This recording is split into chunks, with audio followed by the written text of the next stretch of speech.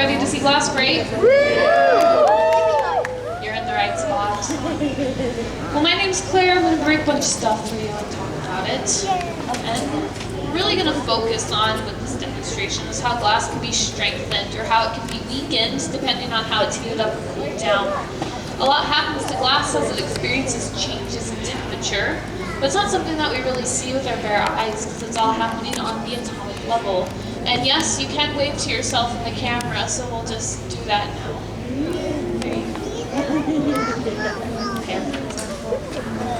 The main foundation of glass is as it heats, it starts to expand, and when it cools, it shrinks or contracts. Again, all of this movement is happening within the molecular structure of the glass, so we can't see it. But what we will be able to see is how the glass reacts to these changes in temperature. So I'm just heating a ring along the top of this glass here. Where I'm heating, the glass is starting to expand, but the rest of it is still room temperature. So it's not allowing the heated portions to fully expand how they would like to. This is creating stress within the glass because it's fighting with itself. But if I continue to build heat up, I'll be able to control how the glass breaks based on how much heat I introduce and where I locate that heat. It will actually be very, very easy for me to break the glass. Are you impressed? That good? That's glass breaking. Cool enough? Like how they do with wine glass. There's more, don't worry. Make them into cups. So what happened here is that ring of stress. I got a little bit of water on my finger and I just touched it. The water caused the glass to cool very quickly, and that created a chain reaction which shocked the glass and created a very clean, even break. This is a technique we use a lot in the glass industry. It's called hot popping. We use it in production glass studios when we're making the same type of glass, and we need them all to be the same height with even tones. We also use this method to cut fluorescent tubing, and really it's just by using the properties of the glass, which I think is quite interesting. So I mentioned that this glass is stressed out and that we can't see it, but there is a way around that. We have a device called a polariscope. And how it works is there's a white light in the back of this box that shines through two panels. The front and back panel are both covered with a sheet of polarized film. This combination allows us to see stress. But when I go and pop the remainder of the glass in our polariscope, we don't see stress just yet. That's because this glass and most of the glass we use in our everyday lives undergoes a slow cool down called annealing. That word might be sounding a little familiar if you've seen another show. Annealing just prolongs the glass cool down, so it allows all the atoms within the glass to shrink together, and that eliminates stress and stabilizes it, which is good. We don't want to see stress in the glass we're using in our day-to-days. We want it to look like this glass here. But for you to see stress, I'm going to fire the torch up one more time and heat a small spot on the bottle. You'll see a pattern of light dark form. That's our stress. Again, where I'm heating, it's expanding. The rest of the glass won't allow that full expansion because it's rigid and cold. As I continue to talk about stress, there's really two main types that we're going to focus on with this demonstration. The first type is called compression or pushing stress. If I keep pushing on this block of foam, do you think I'm going to be able to break it? No. I'm actually making the foam quite a bit stronger by putting it under compression. And the same is true with glass. Glass under compression can be incredibly strong. So strong, in fact, it can hold 3 elephants worth of weight. And we have a prime example of that in our contemporary gallery. If you haven't already, you should go check out the glass bridge. It's not here forever, it's just passing through. But that's a bridge made entirely out of glass panels, and it utilizes the strength of compression. It's incredibly strong. But glass can also be very weak, especially if it's under tension or cooling stress. So if I keep pulling on the foam, eventually I'm going to rip it in half. Glass under tension can be very fragile and brittle, like this in my hand, which is our oldest relic in the museum, the plastic CD case. Do we still know what this is? Maybe not. Someone does. That's it. These are incredibly easy to break, and it's not really your fault. The way they're produced is hot plastic is dropped into a mold, and when it's molded to this shape, it's left in the air to cool, which means it's cooling unevenly, which means it's actually really loaded with stress. So that's why it's very easy to break. I have to show you this amount of stress in plastic because glass with this much stress would break at any given point, and it would break violently. So plastic won't do that, but you can still see that nice rainbow of colors. This happens because the thicker areas hold on to heat longer and take slower to cool down, where the thin areas cool off more rapidly and shrink more rapidly. That uneven cooling creates stress. But we will pop back over to glass because it is the museum glass after all. We have 4 different types of glass that we're going to destroy. The first is window glass. This is ordinary window glass. It's what bottles, pickle jars, drinking glasses, art glass is made out of. It's the same glass that the glass blowers in the amphitheater are using to make their pieces. 3 key ingredients make up the composition of this glass, and it has been annealed. So in the polariscope, no stress, nice and stable. We do know that glass is kind of a fragile material under some circumstances, and with enough force it likes to break pretty easily. Our second piece is called safety glass or laminated glass. Laminated glass is 2 sheets of window glass, but in between those sheets of glass is a small layer of plastic. And you can see that plastic layer a little more clearly on our big screen. It's that little hairline right in the center. Now again, all the plastic in the glass have been annealed, so there's no stress within this piece, but when we go to break it, you're going to see what a key role the plastic plays and how the glass is designed to break. Our third piece is one of our stronger pieces. This is called tempered glass. Tempered glass is exactly the same as window glass, but what makes this piece much stronger than window glass is how it's cooled. Once it's annealed the first time, it's then reheated a second time, but just to where it gets a little soft, not melted. When it reaches that temperature, there's a grid of air that jets air on both sides, and that cools the surface very, very quickly and creates strong compression. But the core is still hot, so it traps a lot of tension stress. You can see this light and dark pattern though looks a little more even, and that's because it is controlled stress. Our final object is called a Bologna vial. Has anyone ever heard of that before? Of course not. It's because these are useless objects. There's no known use for them, so why they exist, nobody really knows. It's really just a hollow egg of glass, and since they're useless, you can't buy them. So we have our hot glass team make them for us so we can smash them at this show. What they do is they get a little hot glass off the end of a pipe, blow air into it, and allow gravity to slump it into the egg shape. Once it's formed into this shape, they leave it in the open air to cool. So much like our CD case, we're gonna see a pretty similar pattern of light, that rainbow color. Because the thicker areas in the core hold on to heat longer, the surface and the thin areas cool off more rapidly. And now it's time to break everything. So I'm gonna start with our window glass. We have these really nifty pins so we can smash the glass very easily. This seems familiar to us, right? We get these lovely hazardous shards and fragments of broken glass that sound sent to pin to your stomach.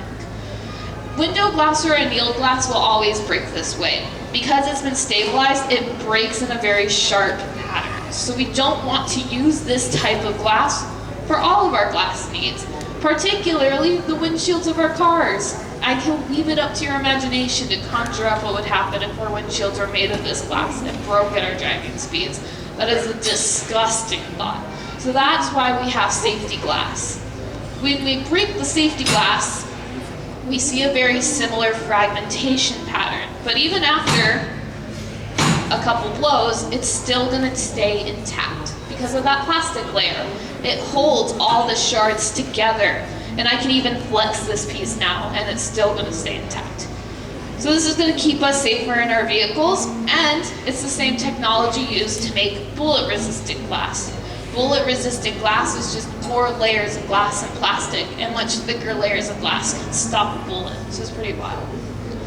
All right, now it's time for our tempered glass. This one is 5 times stronger, so let's see what happens when it breaks. It's supposed to be 5 times stronger, right? So why did it break so easily?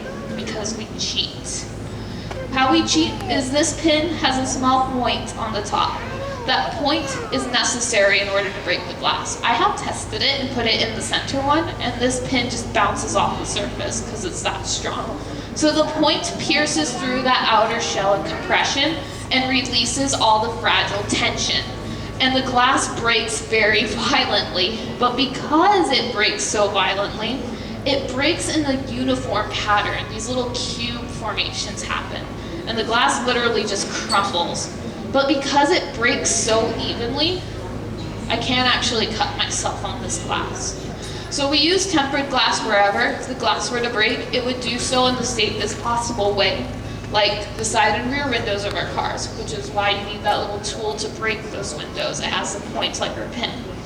It's also used on basketball baseboards, refrigerator shelving, shower doors, patio tables. Seriously, it's everywhere. Alrighty, now we're on to the Bologna vial. This one I'm going to try to break through the top of this large steel rod. I can't break it this way. And that's because of compression. Left in the air to cool, the outer surface cools first, creates that strong exterior compression. We can take a nice chip out of the top though, but there is a little hole on the other side left behind from when they're made. That gives us access to the inside surface, which should be quite easy to break actually because of tension. It's like pulling a rubber band so tight that if you just drop a pin or flick it and it snaps, because glass doesn't infinitely contract. Once it reaches room temperature, the atom stops shrinking. So the surface shrunk first, but the core didn't have a chance to. So it's stuck to that outer surface, creates all that tension, and that's the end of our object and the end of our demonstration. Thank you so much. I hope you enjoyed.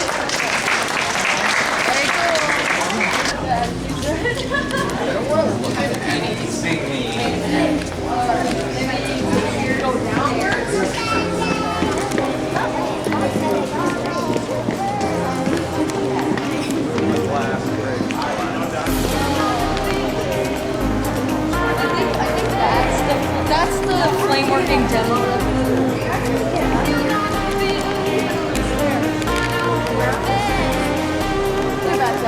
Let's go back that way. Yeah, but those stairs don't go anywhere. I was on that.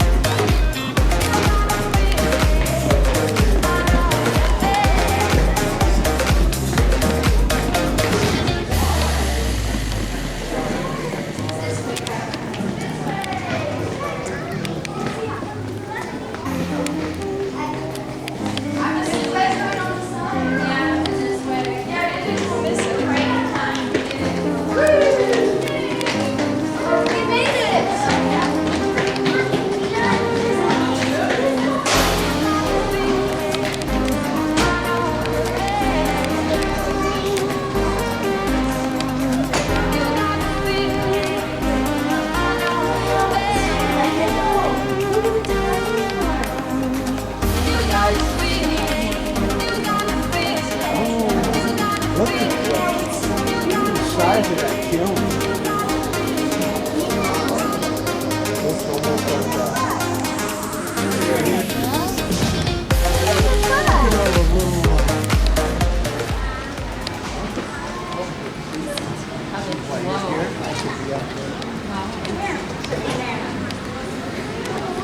Applause who's ready to see some hot glass blown. This is the amphitheater hot shot for the museum glass, and we've got I want that big great marble. artist here to show you a really The big marble too. Probably the same day. But we can't. This is Claire, and Claire is going to be our gaffer today. She's the person in charge of blowing the glass. So why don't we start by giving Claire a nice big round of applause. Now Claire's going to be assisted by Chris. And my name is Sammy, and I'm going to be narrating this process for you. So if anybody has any questions along the way, feel free to raise your hand up, and I'll do my best to answer those. But I'll also be sort of explaining what's going on stage. So let's go ahead and start out by saying that Claire has just gathered a fresh, hot blob of glass on the end of one of these stainless steel blowpipes. She got that hot blob out of this melting furnace right here in the middle of the stage. And inside that melting furnace, there sits about 1,000 pounds of clear molten glass. Now, she can take that molten glass and blow a little air into it. And that's because it's at a nice molten temperature. It's almost like honey in its consistency. And that's because it's sitting at around 2,000 degrees. Inside that melting furnace, it's 2,100 degrees. And as it cools down, it gradually gets stiffer and stiffer. And when it hits about 1,000 degrees, it turns rock hard. So that's sort of our working temperature range for glass, for us glass artists. Between about 1,000 degrees and 2,000 degrees Fahrenheit. Now what Claire's doing is she's letting this cool down. She wants this to turn nice and stiff because she's actually going to use it as a foundation to go back in and collect a little bit more glass. This is called gathering. And every time you gather, you just about double the amount of glass that you have on the end of that pipe. So if you take a look at the screen here, we'll show you a little animation on how that gathering process works. You take that pipe, you dip it below the surface of the glass. It's sitting inside a big ceramic bowl called a crucible. You rotate that pipe and that glass will collect up on the end of the pipe. And that's gathering. Now you have to do it in stages because of that honey-like consistency. If you try to get everything all at once, what would happen is it would just fall back off into the melting furnace. So you get a little bit at a time, you let it cool down, you get a little bit more. That's that's how you build the size of your piece. Now this is a tube-gathered piece. This is enough glass to make most of the things that you see here today. And it's also a great way for us glass blowers to identify how big a piece is. We're talking about glass blowers. I might go to Claire at the end of the day and say, I made a 3-gather pitcher. And she'd say, what? That's a big pitcher. And she'd know that because it would mean that I gathered 3 times, essentially doubling the amount of glass each time. Now she's taken that second gather, it slowly began to re-soften that inner bubble. And now she can shape it up. She's blown a little bit more air into it. She's using a couple shaping tools. That first one was called a block. It's made out of wood. And this one is also sort of by proxy made out of wood. It's newspaper. It's about 6 or 7 sheets of newspaper folded up. And the case is the same with both of these tools that we use, and that's that they're soaked in water. So so the block tool, you can kind of see it sitting in a bucket of water, but this newspaper pad is constantly sprinkled with a little bit of water. What happens is when that water touches that molten hot glass, it creates an immediate steam barrier. If anybody's ever done any cooking at home, you might know if you have a really hot pan, drop some little droplets of water in there, and I look like those water droplets are just gliding along the surface. That's called the Leighton frost effect. That's the same thing that's going on here with our newspaper, with our blocks. It just creates this little barrier. Really, that glass glides along that barrier. It doesn't really burn out our tools. Now, we do replace that newspaper every once in a while, and that's not because it burns away, but because we soak it in so much water that it ends up just sort of falling apart. So let's use those tools to get a nice cylindrical shape, and now what she's going to do is go into one of our optic molds. It looks like she's going into the pineapple mold, or balatin mold, or diamond faceted mold. She'll blow a little bit more air in there. And, oh no! So the thing about these balatin molds is they actually have some undercuts in them. This is a really tough mold to use. So Chris is going to come hold the mold down while she pulls out.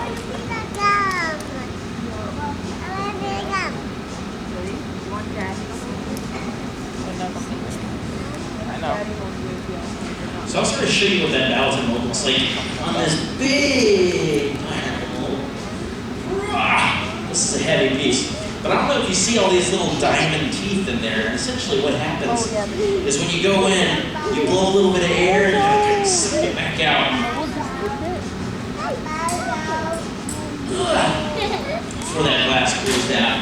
That's okay. So Claire's going to start over with a quick blow gather glass. We'll set that aside. That glass will cool down. And as it cools, it'll end up just sort of cracking apart and breaking up. You can kind of hear Chris splashing with a little bit of water. You might hear a little sizzling happening. That's thermal shock. That'll happen with the glass just sitting out in the open air. But if you splash it with some cold water, it's sort of really, it's an extreme thermal shock. So Claire starts back up. She's got her starter gather here. She'll pop a little bubble in there if you take a close look. It'll make its way up into that glass. You gotta try again.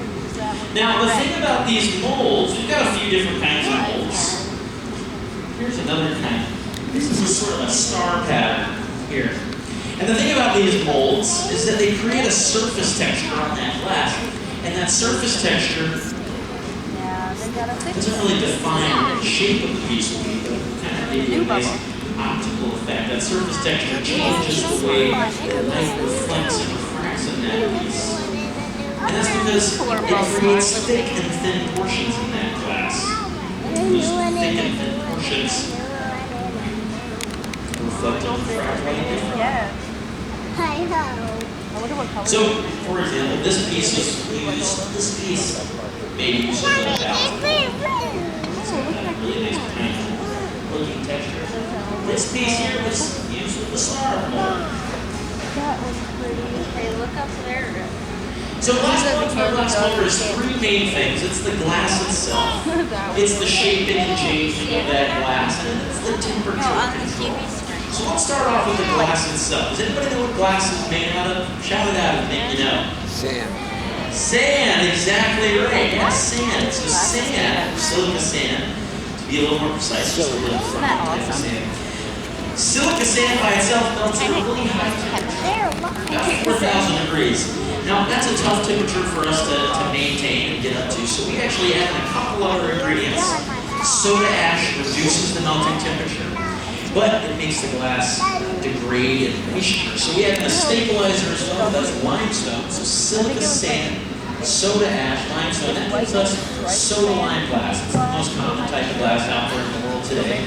And soda lime glass, when you melt it down, so this is sort of all those ingredients together, when you melt it down, you get clear glass.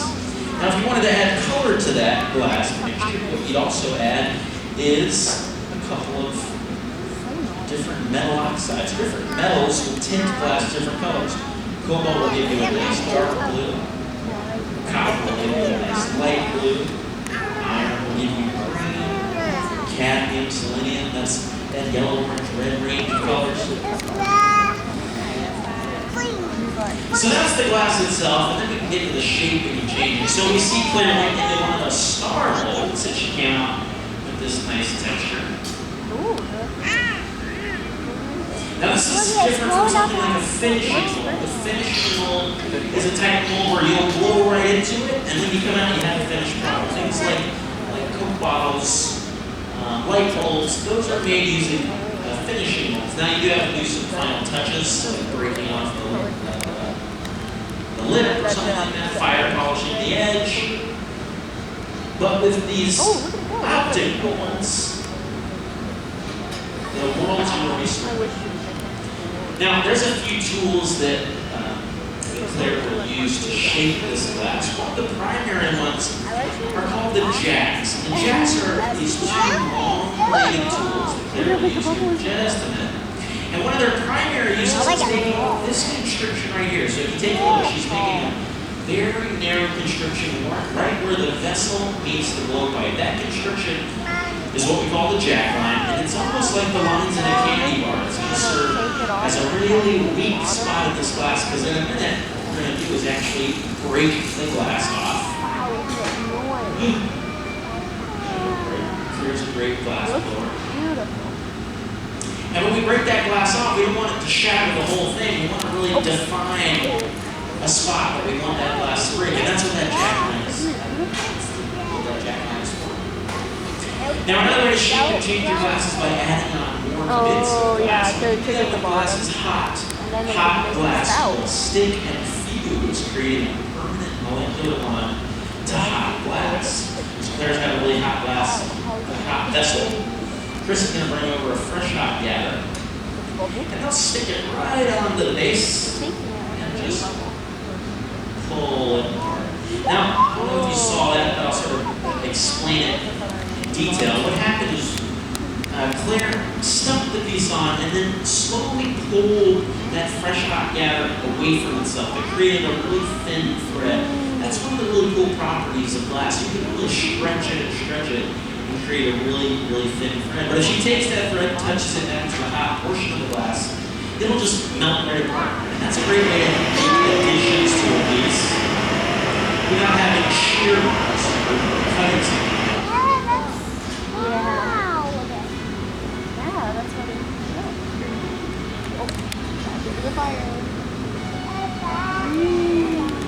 Now we talked a little bit about temperature control. That's one of the other aspects of glass blowing. And that temperature control, we've said that inside that melting furnace our glass is sitting at 2,100 degrees. And at that temperature, inside that melting consistency. I said when it gets down to 1,000 degrees, it turns rock hard. What I didn't say is that if it gets below 1,000 degrees, it will crack and break. And so we're gonna do that on purpose here. So there's going to stick on what we call the transfer penalty. It's just a hot little bit of glass on the end of one of these solid rods. And then she's going to cool that constriction down with a little splash of water and a tap. It'll just break right apart. There we go.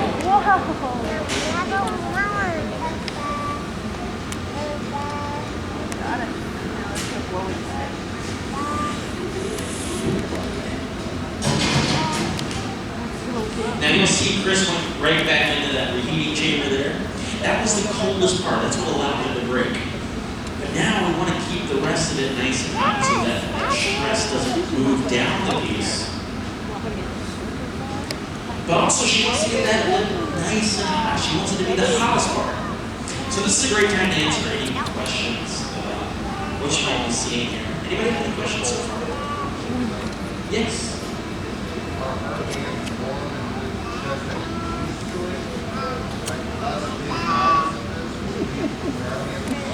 Yeah, she's burned off all our nerve endings already, so she can't feel it. No, I'm just he's asking if her hands are warm. They're certainly a little warm. Being close to that reheating chamber there, it's nice and hot. But the pipe is made out of stainless steel. It's not a great conductor of heat, so that heat on the rod itself doesn't actually move too far up, about a foot or so, maybe a little more. But where she's holding it with her hand, it just feels kind of like a cold pipe. You might notice none of us are wearing gloves, and that's because gloves sort of get rid of your dexterity. And so it's incredibly hot. And it's actually more useful for us to have our hands free so that we can actually on the other hand, she's pinched this. She might cut it here in just a minute. And that hand's getting pretty close. So you'll see her do this fairly quickly. Because, yeah, that is a little warm. That radiant heat can sometimes give you a little blister. But the longer you work with glass, the more likely it is that you recognize that heat, you understand how hot something needs to be in order for you to perform a maneuver like that. And none of us ever really get too hot. Any other questions?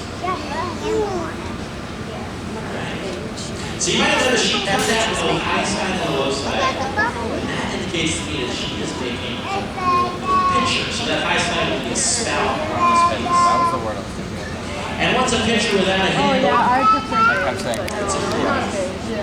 We're not making a carafe, we're making a pitcher. And so Chris is going to get a little bit more glass here. He's going to shake that up. Now, you might be wondering how we're able to get this really nice view inside of our reheating chamber here. It's actually a window. Now, you might be asking yourself, how is that window not melting if the whole purpose of that chamber, that reheating chamber, is to melt the glass? Nice and hot. Well, that's because that window was made out of just silica sand. I said that melts at a really high temperature. That's something that Corning developed, Corning Incorporated developed. And it's actually used in NASA's spaceships to withstand the heat of re-entry into Earth's atmosphere. And it also has a really high optical purity. So it can withstand that temperature of the reheating chamber that's only sitting at about 2,000 degrees.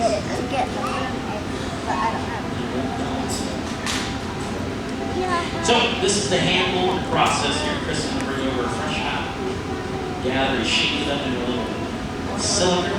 She'll attach it and stretch it up. And once she gets the height that she likes, she'll spin it over, let gravity sort of elongate it a little more. And then she'll touch it right back on the piece. Create it. What do you think about that? 4 drinks.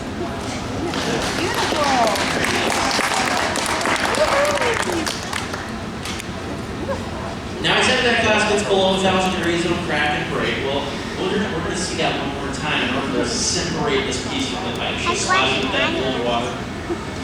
It will break off the pipe. But in order to keep the rest of the piece from breaking, but to get it down to room temperature, we're going to put it in this oven over here. It's called the annealing oven. And the annealing oven will cool that glass very, very slowly. And that's so that as that glass cools, it's contracting and hardening. It happens at a really even rate. And that even rate will allow that glass to stay nice and sturdy. So, a little splash of water and a tap. Comes right off. We've got ourselves a lovely pitcher. We got it. And away.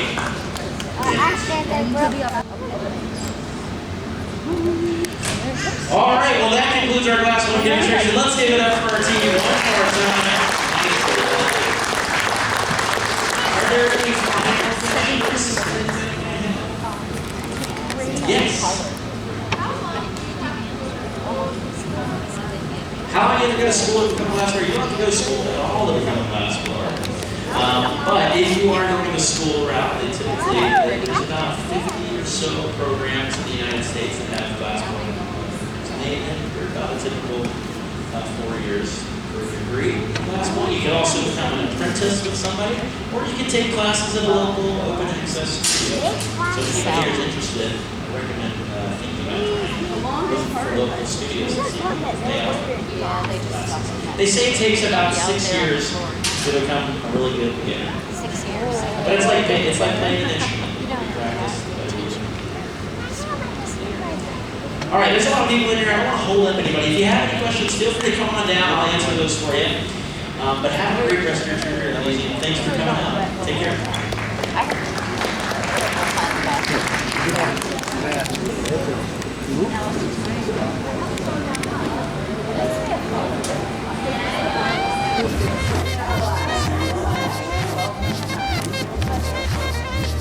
Don't touch things.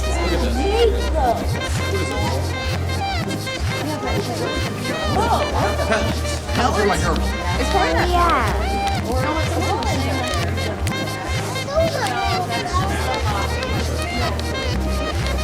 have to go back.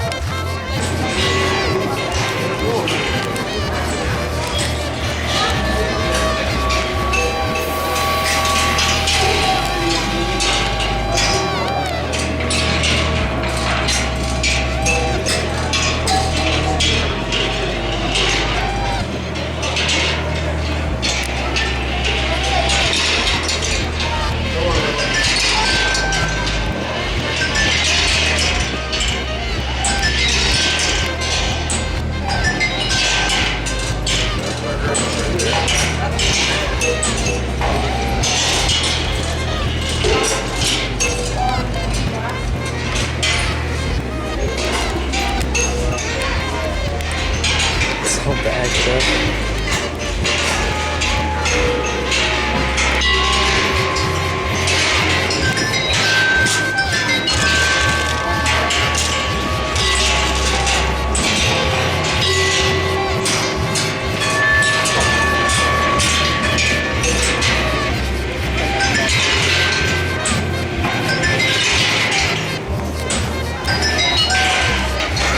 I remember this thing.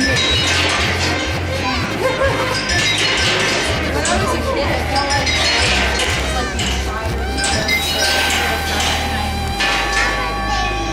Mama's here. He said he's Mama's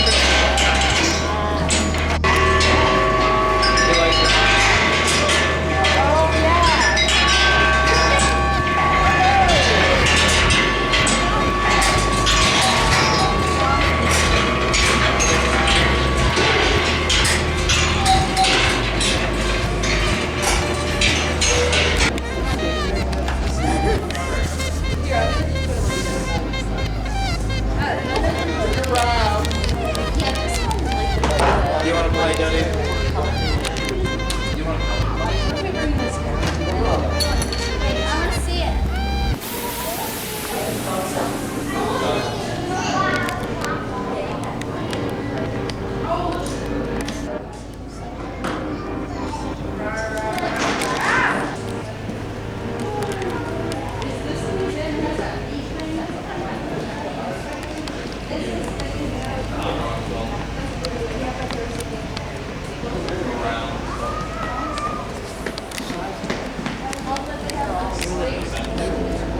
So weird. It's a city. It's actually really cool.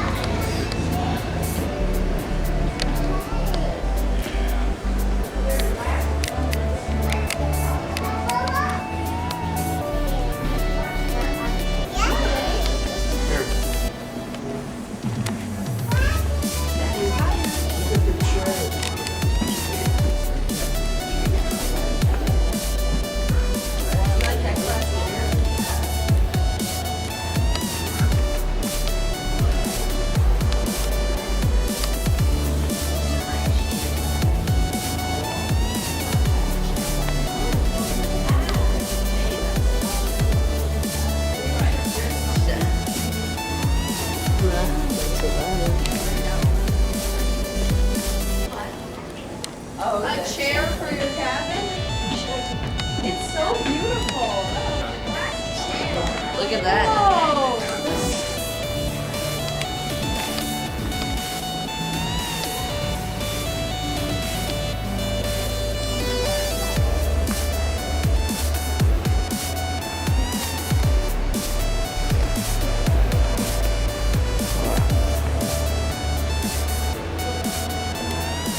I don't know what half of this stuff's supposed to be, but it's neat, I guess.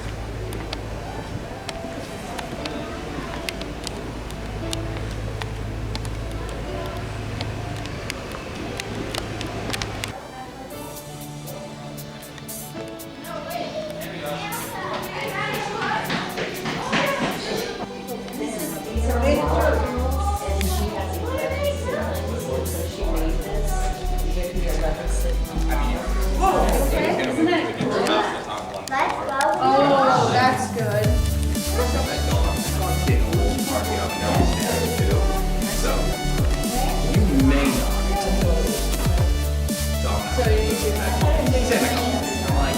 That's Kingdom Shake.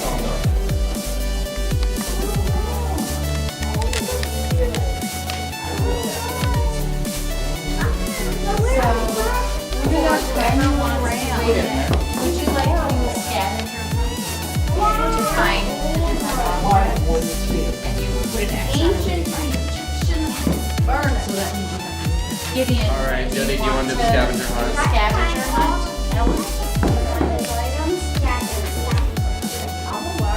Can I hold your hand now?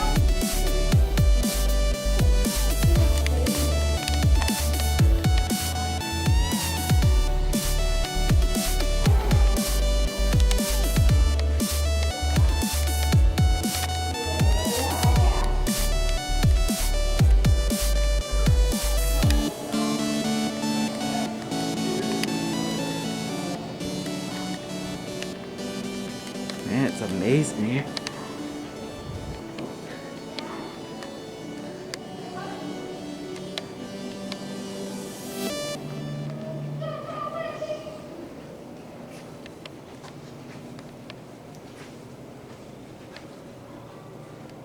It's amazing here. Holy cow. I'm gonna get lost in this.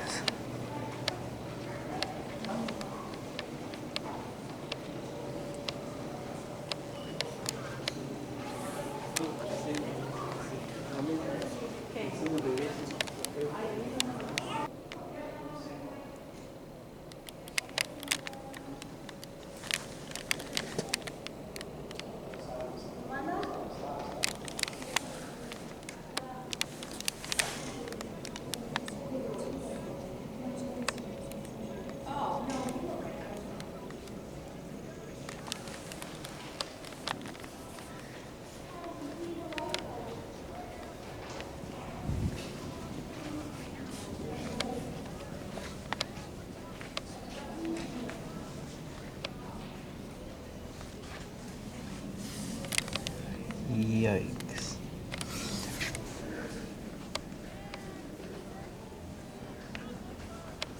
Wow, that's a good spot for a podcast.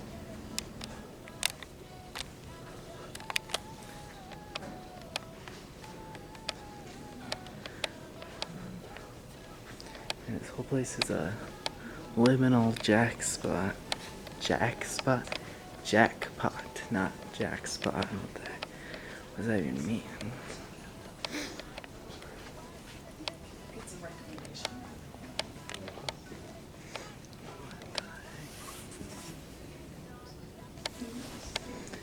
Hiding stuff behind there.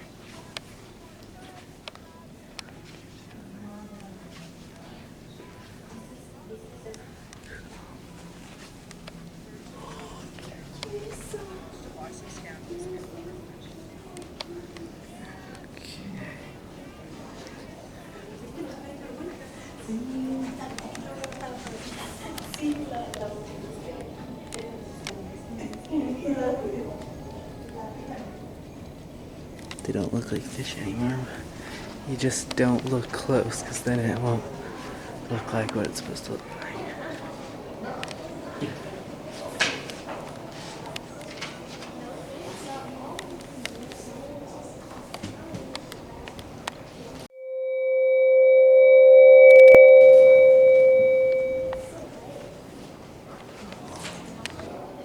I just noticed something at the Houston Museum.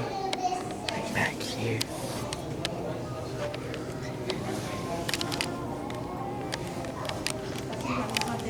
That's good if you're filming a movie.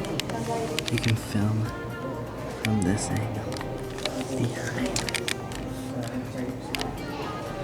This is scary. That's pretty creepy. Don't want to get kicked out from doing that. That's kind of scary. What is, that's cute.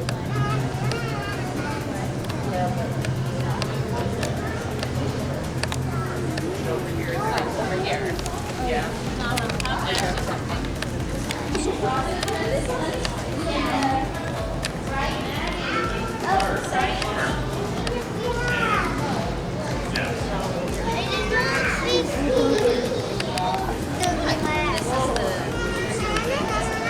I was looking at the Might as well do this.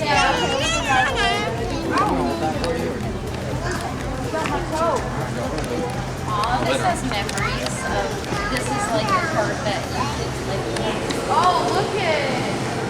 Look at fur. Let's go from left to right of the circle.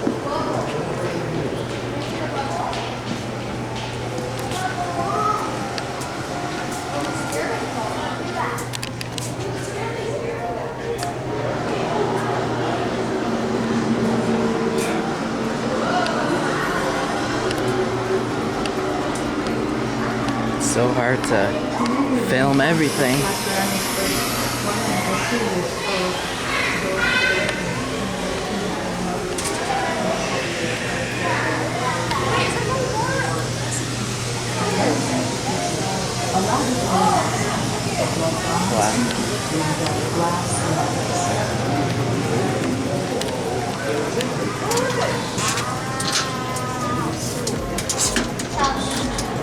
Guineas makes the glass appear colorless.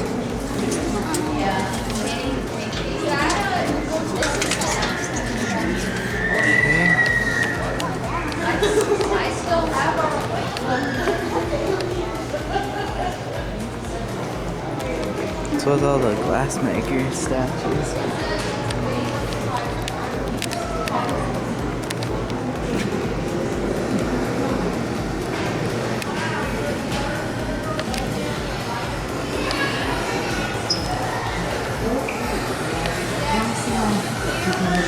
Pretty cool.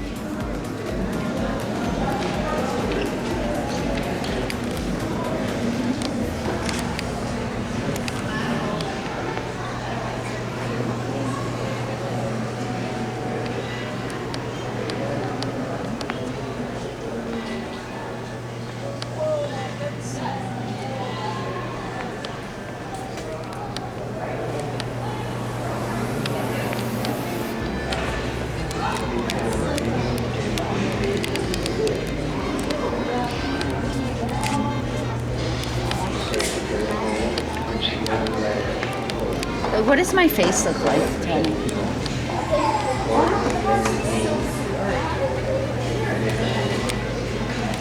Man, it's tight over here.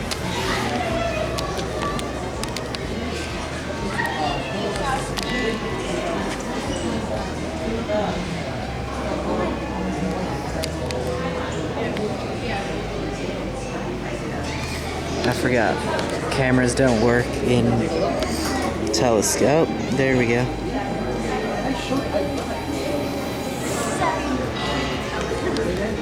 It's just looking at this.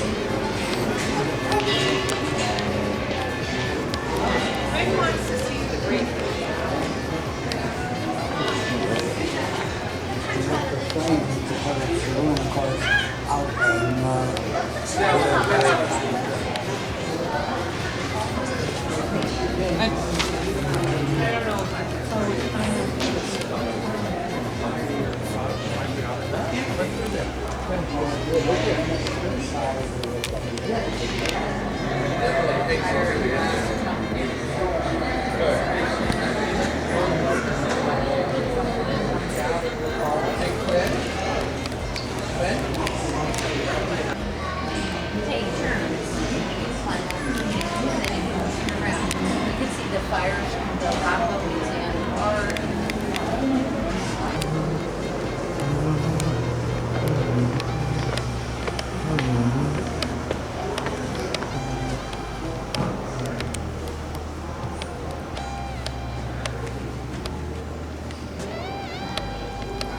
like something you put in a fish tank.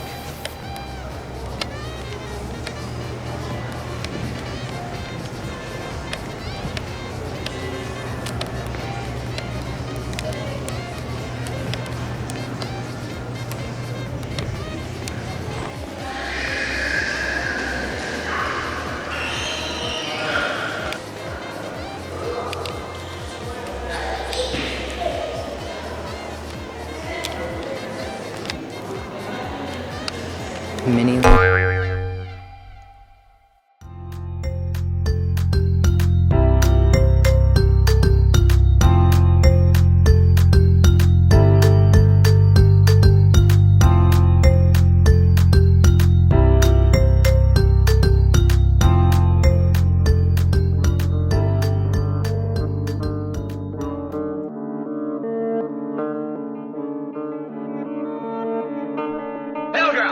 Ain't it funny, you with him, you say you love me. I've been trying to get away for some time. Part ways with the life I chose. Take back what's mine, but it's all good. Ain't it funny, you with him, you say you love me. Thoughts stay here in my mind. Then you just act like it's all fine. Mixed signs, sick of trying, but it's all good. Ain't it funny, you with him, you say you love me. You're my saving grace, all in the worst ways. Let's just get away, leave a good home ablaze. Ending our lives, but it's all good. Times change, people change, you just stay the same. Big respect, my darling, you really have no shame. But when flames fade, you afraid to change. Don't know why I really care in the first place. Acting like a psycho, named Norman Bates. How many times is my toaster gonna burn my toast? Why is it that setting? I don't think I even know. When I want my headphones nice and taut, and my pocket magically ties them in a knot. Is Apple Maps Apple's idea of a joke? It never takes me anywhere I actually wanna go. My relationship